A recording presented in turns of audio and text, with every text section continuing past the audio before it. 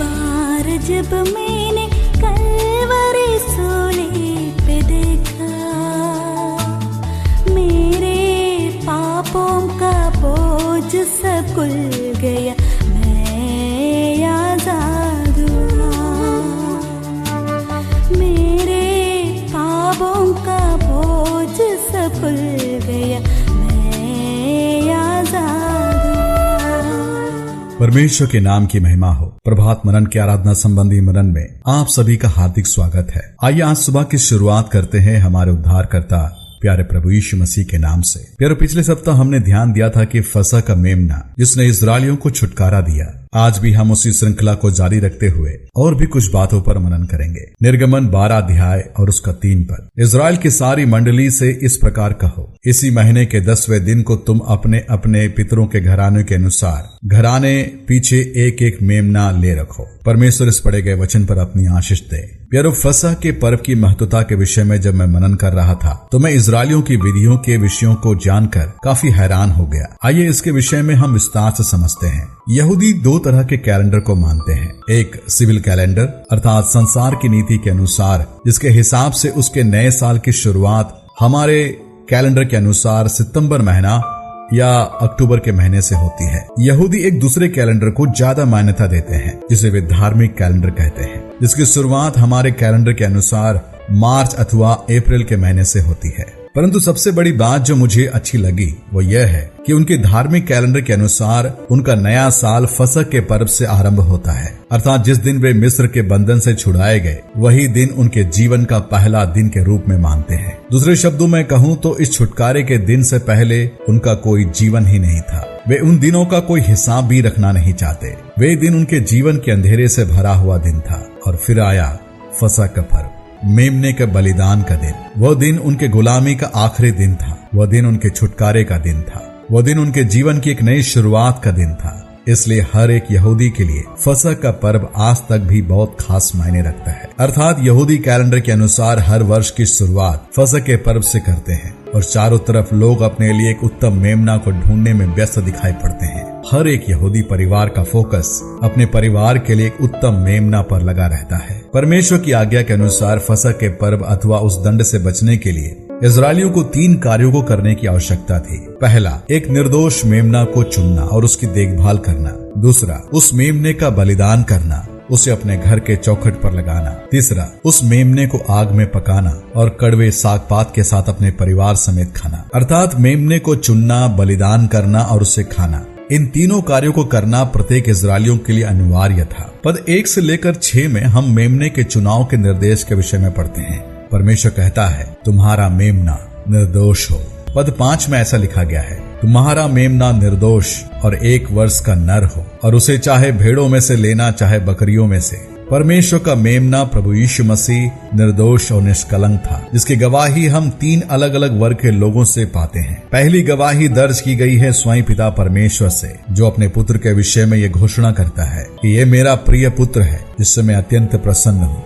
मत्ती रचित सुसमाचार उसका 3 अध्याय 17 पद। पवित्र परमेश्वर की गवाही वास्तव में यही पर्याप्त है। दूसरी गवाही हम जान पाते हैं उन यहूदी धर्म गुरुओं के द्वारा जो हमेशा से उसमें कुछ न कुछ गलती ढूंढने में रहते थे। अपने धार्मिक ग्रंथों के आधारित उसमें त्रुटि को ढूंढ रहे थे ताकि उसे पकड़कर सजा दे सके। पर उनके लाखों प्रयासों के बावजूद भी उन्होंने हमारे प्रभु में कोई त्रुटि नहीं पाया और इस कारण उनका गुस्सा और भी बढ़ता गया। तीसरी गवाही हम सुनते हैं उन सरकारी अफसरों और राजनेताओं के द्वारा जिन्होंने उस रात हमारे प्रभु यीशु मसीह के जीवन की अपने सरकारी नियमों के आधारित गहन जांच पड़ताल की और कुछ नहीं पाया। और अंत में उनके नेता पिलातुस, उसने यह भी गवाही दी कि मैं इसमें कुछ भी दोष नहीं पाता, अर्थात वो सरकारी नियमों के आधारित भी निर्दोष था। परमेश्वर का मेमना संपूर्ण रीति से पवित्र और निष्कलंक था और इसलिए वो संपूर्ण मानव जाति के लिए बलिदान के योग्य था। परमेश्वर की दूसरी आज्ञा के अनुसार उस निर्दोष मेमना का बलिदान और उसके लहू को चौखट पर लगाना अति आवश्यक था, क्योंकि धर्मशास्त्र कहता है कि बिना लहू बहाए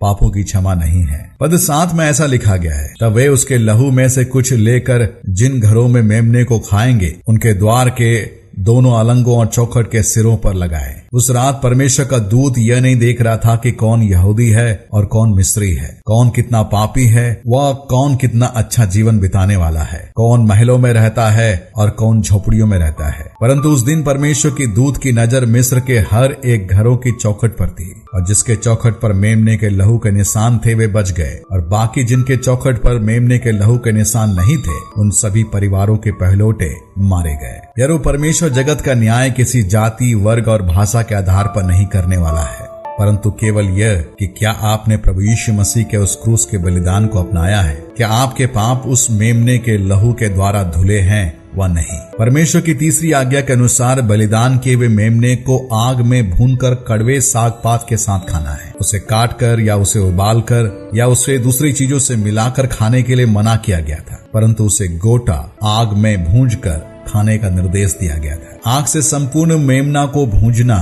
उस मेमने पर परमेश्वर का दंड व आग का सा अनुभव जो वास्तव में प्रभु यीशु मसीह ने कलवरी क्रूस के बलिदान के दौरान अनुभव किया था दर्शाता है। पद 8 में ऐसा लिखा है, और वे उसके मांस को उसी रात आग में भूंजकर अखमीरी रोटी और कड़वे साग पात के साथ खाए। उसको सिर और पैर और अतड़ियां समेत आग में भूंजकर खाना, कच्चा या जल में कुछ भी पकाकर ना खाना। कड़वे साग पात के साथ मिलाकर खाने का अर्थ परमेश्वर चाहता था कि मिस्र को छोड़ने से पहले इजरायली लोग अपने कड़वे दिनों को याद करें और यह भी याद करें कि प्रभु ने उन्हें कैसे छुड़ाया। इसी विधि अनुसार उन्हें प्रत्येक वर्ष करना था। इसका मतलब जब जब इजरायली फसह के पर्व को मानते थे, मेमने को बलिदान करके उसे आग में भूनकर कड़वे साग पात के साथ अपने मुंह में डालते ही उन्हें उनका बीता हुआ कल उनकी नजरों के सामने दिखाई पड़ता था, और वे स्मरण करते थे कि परमेश्वर ने उन्हें किन परिस्थितियों से आजादी दिलाया, और वे अपने संपूर्ण हृदय से एक कृतज्ञ मन से प्रभु की आराधना में शामिल होते थे।